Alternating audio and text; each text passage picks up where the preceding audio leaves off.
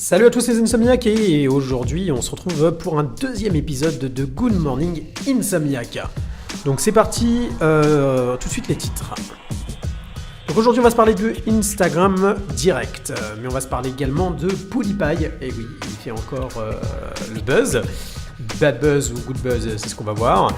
On va parler de TF1, on va parler de l'iPhone 5C et l'iPhone 5, de Xbox One en gaming et de Xbox One encore, mais vous allez voir, deux news aujourd'hui sur Xbox. Et c'est normal, vous allez voir, ils essaient de revenir au devant de la scène. Donc voilà les titres. Donc good morning les Insomniacs, c'est parti aujourd'hui. Donc on va parler d'Instagram. Instagram, vous savez, évolue énormément et on a pas mal de nouveautés, pas mal de nouvelles choses qui sont annoncées chaque jour et chaque semaine. Plutôt chaque semaine, on va pas abuser non plus, ce sont pas non plus des super développeurs ou des hyper développeurs. Mais sur Instagram, ce qui est intéressant, c'est qu'ils développent toujours de nouvelles fonctionnalités. Alors, beaucoup qui piquent à Snapchat, certes, mais au moins ils développent des fonctionnalités qui fonctionnent. Et il faut savoir qu'Instagram appartient aujourd'hui à Facebook, au même titre que Messenger et WhatsApp. Et ce qui est intéressant, c'est que là où je vous dis, c'est que Instagram fait l'actu, mais il y a 2 jours, c'était Messenger qui faisait aussi l'actu. Donc voilà, on sent que Facebook est à fond et continue à développer énormément de choses.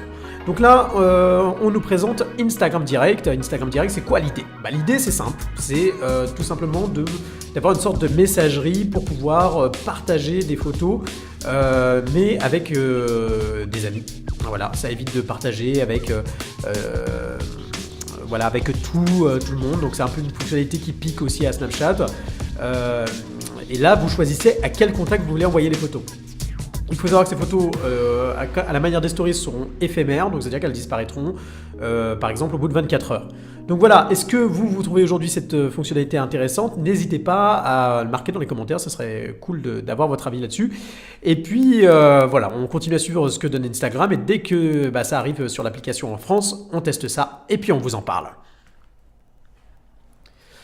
PewDiePie. Est-ce que vous connaissez PewDiePie ? Je pense que oui. En tout cas, si vous regardez un peu YouTube et que vous vous intéressez aux YouTubeurs, parce que PewDiePie, c'est le numéro 1 sur YouTube. Celui qui a le plus d'abonnés, celui qui a le plus de fric, celui qui cartonne. C'est un peu le Squeezie international. Donc on voit comment Squeezie a cartonné en France. PewDiePie, c'est x100. Ce qui est intéressant quand je vous dis c'est un peu Squeezie international, c'est parce qu'en fait ils ont aussi un peu le même style d'humour et la même façon de présenter les vidéos. Et donc aujourd'hui PewDiePie fait le bad buzz et c'est en ce moment un peu souvent. Dommage pour lui et peut-être dommage pour nous. Donc PewDiePie, il a fait une annonce, il a dit tout simplement qu'il allait proposer un nouveau contenu sur Twitch, une émission quotidienne, et que en gros il a fait une vidéo critiquant YouTube parce qu'il a perdu des contrats. Il faut savoir que quelqu'un comme PewDiePie, YouTube le mettait beaucoup en avant, proposait des contrats, il avait une mini-série qu'il produisait directement avec YouTube, mais il avait aussi des séries avec par exemple Disney. Donc il produisait du contenu pour Disney. Et il se trouve que PewDiePie a eu le malheur de mettre et de faire de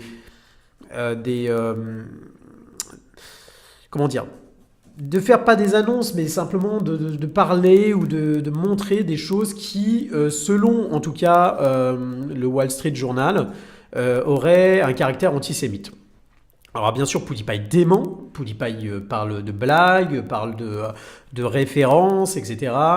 Notamment, ce qui fait polémique, c'est le fait qu'il ait utilisé une application en fait, qui sert à demander des services, et demander des services payants, et donc il a demandé à une tribu d'Indiens ou à des jeunes Indiens de lever, de se prendre en photo ou en vidéo et de lever donc un panneau disant mort aux juifs ou quelque chose comme ça. Donc bien évidemment, ça fait polémique.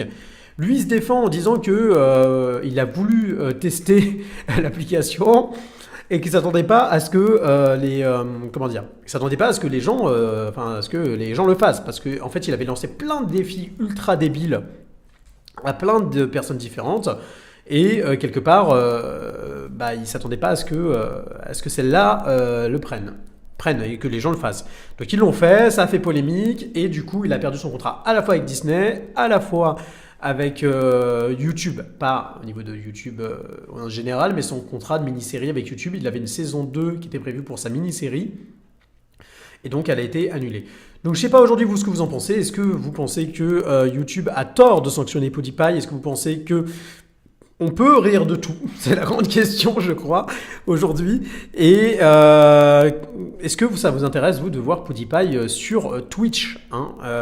Voilà. Donc, assez intéressant quand même cette news parce que quelque part, quelqu'un qui fait le poids de PewDiePie qui arrive sur Twitch, on sait que déjà Amazon avait raflé Twitch à Google puisqu'ils l'ont racheté avant que Google puisse mettre la main dessus. Et malgré le fait qu'il y ait aujourd'hui plein de plateformes qui essayent de concurrencer Twitch, personne n'y arrive. Personne n'arrive à concurrencer Twitch. Twitch reste le leader incontesté sur le contenu gaming, streaming gaming. Et du coup, là, c'est comme un pied de nez à Google que PewDiePie annonce qu'il va arriver sur Twitch. Alors Twitch n'a pas réagi, filiale d'Amazon n'a pas réagi pour l'instant à cette arrivée. Je pense qu'ils ont raison de se faire discret parce que ça pourrait faire une polémique. Mais voilà. Donc peut-être que Twitch va se diversifier et que Twitch va devenir le prochain Google. Le prochain YouTube, pardon. Voilà, à voir en tout cas ce qui nous réserve. Alors TF1 qui fait l'actu, TF1 pourquoi? Parce que TF1 réclame des pépettes. En fait, il se trouve que TF1 fournit aux box, aux opérateurs Free, Orange, Bouygues, etc. sur les box ces chaînes. Donc je crois que c'est un total de 5 chaînes. On a dedans TMC, on a quoi? On a TMC Paris Première. Non, je dis des bêtises. D'ailleurs, c'est TMC, TF1. Oh là là, je sais plus ce que je raconte. Bon, n'hésitez pas à marquer dans les commentaires toutes les chaînes du groupe TF1 parce que j'avoue que je les ai oubliées, mais en gros, ils ont un total de 4-5 chaînes, notamment des chaînes sur la TNT. Et tout simplement, TF1, j'ai pensé, il y a TF1, LCI notamment, et TMC. Et en fait, et peut-être HDR aussi, je vais jamais y arriver. Et en fait, TF1 tout simplement réclame aujourd'hui de l'argent par rapport à tout ça parce qu'il considère que le fait qu'ils diffusent sur ces opérateurs, les opérateurs devraient verser de l'argent à TF1. Et en fait, ils menacent tout simplement de plus diffuser, de diffuser leur chaîne sur ces box. Alors, est-ce qu'on doit croire TF1 à cette menace? C'est un peu un coup de poker. Moi, personnellement, j'ai envie de vous dire que je pense pas qu'ils arrêteront de diffuser sur toutes les box. Pourquoi? Parce que simplement, ça leur ferait baisser aussi leurs revenus publicitaires. Il y a un intérêt à diffuser aujourd'hui sur du multiplateforme et notamment aussi sur les box des opérateurs, parce que derrière, ça permet d'avoir des revenus publicitaires supplémentaires. Mais admettons, tout le monde pourrait accepter de trouver un accord avec TF1, sauf peut-être l'éternel frondeur. Et l'éternel frondeur, c'est Free. Parce que Free eux-mêmes ont l'habitude d'aller réclamer de l'argent. Donc c'est peut-être pas eux qui vont accepter de payer. Et donc, malheur à vous, chers amis, vous pourrez plus regarder The Voice et Koh-Lanta sur TF1. J'ai envie de te dire peut-être tant mieux. Mais ça, c'est une question de point de vue. Donc on continue directement dans les news. Et cette fois-ci, on va parler de Messenger. Alors Messenger, je vous dis, on en parle pratiquement toutes les semaines tellement ils font l'actu. Et le Messenger de Facebook aujourd'hui annonce une chose assez intéressante. Et ils annoncent qu'ils vont pas faire de publicité sur Messenger directement, mais qu'ils vont développer des outils de micro-paiement. Et surtout la capacité, grâce à Messenger, de rembourser en fait ses amis. Voilà, donc vous êtes dans une conversation, comme d'habitude vous créez une conversation avec des amis et au lieu de partager avec eux des photos, vous partagez un pot commun, vous leur dites on part en voyage, donc on se partage 500 € à payer et puis voilà. Donc Messenger espère se faire de la thune là-dessus. C'est pas gagné, y a beaucoup d'applications qui ont essayé avant Messenger et qui se sont cassées la gueule, mais bon, c'est Facebook. Et Facebook, des fois, ils arrivent à faire de belles choses. Donc on verra bien, en tout cas, est-ce que ça vous intéresse comme fonctionnalité? Une question intéressante, et il faudra qu'on fasse un jour un sondage là-dessus, c'est est-ce que vous trouvez pas que Messenger devient surchargé? Parce que c'est vrai qu'il propose un tas de fonctionnalités maintenant, et à terme, ça va peut-être être une messagerie un peu compliquée à utiliser. Bon, à voir. Maintenant, on parle de toute autre chose, on parle d'Apple avec son iPhone 5 et 5C. En fait, il se trouve qu'Apple aujourd'hui a décidé d'arrêter de mettre, enfin de supporter, on va dire, l'iPhone 5 et l'iPhone 5C. Donc d'arrêter de faire des mises à jour et donc vos téléphones seront officiellement obsolètes. Donc tant pis pour vous. Je déconne. Mais j'ai envie de vous dire, bon c'est voilà, c'est la vie. Ils supportent les iPhones pendant 2-3 ans et puis après c'est fini. Donc si vous avez un iPhone 5C, il continuera à fonctionner, mais il n'y aura plus de mise à jour et donc à terme certaines applications ne devront plus fonctionner. Attention, c'est pas gratis, ils font pas ça pour rien, c'est simplement qu'ils veulent supporter que les téléphones qui sont en mesure de supporter l'OS en 64 bits. Voilà. Et voilà. C'est comme ça. C'est comme ça. Bon, si vous voulez râler, vous pouvez mettre dans les commentaires que Apple c'est des méchants et qu'il faut brûler Apple. Ça, c'est vous qui voyez. News Xbox One, 2 news aujourd'hui Xbox One, et on va terminer d'ailleurs sur le gaming et sur la Xbox One. Donc Xbox, on annonçait dernièrement qu'ils avaient lancé, qu'ils avaient continué à faire de la rétrocompatibilité, donc du coup que Call of Duty Black Ops 2 était maintenant rétrocompatible et donc si vous l'aviez sur 360 vous pouvez le mettre sur votre Xbox One et y jouer. Ça c'est super cool. En tout cas c'était un jeu qui était ultra demandé. Mais Xbox, il continue à avancer et à progresser et à mon avis nous réserve un E3 de folie. Déjà, ils annoncent ils annoncent pas avoir copié une fonctionnalité, mais ils l'ont quand même un peu copié. Ils vont expérimenter ce que fait déjà Steam, c'est-à-dire le remboursement de jeux dématérialisés sous certaines conditions. L'idée c'est quoi? C'est que si vous avez joué à un jeu moins de 2 heures et que vous le possédez depuis moins de 2 semaines, et que le jeu bien sûr ne vous ait pas plu, vous pouvez simplement demander le remboursement. Donc ça c'est une fonctionnalité qui est ultra appréciée par les utilisateurs Steam et qui arrive en test sur la Xbox One. Attention, c'est-à-dire que c'est pas ouvert encore à tous les utilisateurs, mais qu'il y a une certaine communauté de fans Xbox qui font des retours à Microsoft. Donc si la fonctionnalité plaît et est intéressante et jugée intéressante, vous la verrez arriver. En tout cas, n'hésitez pas encore une fois à commenter sur les réseaux sociaux ou directement sur la vidéo pour nous dire voilà ce que vous en pensez.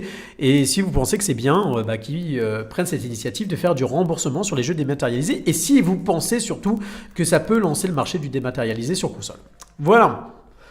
Xbox continue, comme je vous disais, avec Phil Spencer, donc le big boss de la firme de Redmond.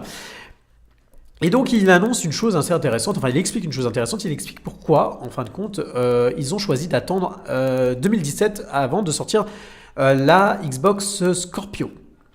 La Scorpio, c'est un projet dont on entend parler depuis 1 ou 2 ou 3, et on pensait que ça arriverait en même temps que la PS4, et au final, pas du tout, ça arrive seulement, a priori, fin 2017, et on va en entendre parler à l'E3, et c'est surtout qu'aujourd'hui, au vu des leaks qu'on a eus, elle sera plus puissante que la PS4 Pro et elle permettra surtout d'avoir un Blu-ray en 4K. Vrai 4K, pas du UHD, du vrai 4K. Voilà. Ce qui est intéressant aussi, c'est Phil Spencer, il explique plus ou moins pourquoi il pense que Sony avait un intérêt à sortir la PS4 Pro.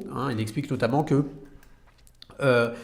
c'était logique de sortir une PS4 Pro d'un point de vue technologique et qu'ils ont fait une super console pour les composants de 2016.